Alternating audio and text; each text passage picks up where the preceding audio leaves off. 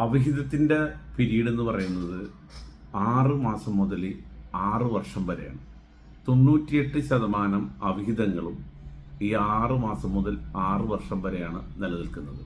2% മാത്രമാണ് കുറച്ചുകൂടി മുന്നോട്ട് പോകുന്നത് തുടർന്ന്.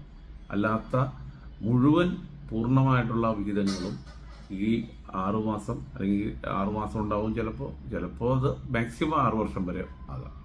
അതിൽ കൂടുതലൊന്നും നിലനിൽക്കില്ല. പിന്നെ ഈ അവിഹിതം എന്ന് പറയുന്നത് ഈ ശരിക്കും മദ്യം കഴിച്ചാൽ ശരീരം നാശം സംഭവിക്കുന്ന പോലെ ഈ മനസ്സ് നശിക്കുന്ന ഒരു മദ്യമാണ് ഈ അവിഹിതം എന്ന് പറയുന്നത്. അത് മാക്സിമം എത്രയോ ഒഴിവാക്കുന്ന അത്രയും നല്ല മനസ്സായിട്ട് ജീവിക്കാം. സമാധാനക്കേട്, അസ്വസ്ഥത, മറ്റുള്ളവരിൽ നിന്നുള്ള ചീത്തപ്പേര്, മൊത്തത്തിൽ അവിഹിതം ഒരു പ്രശ്നമാണ്.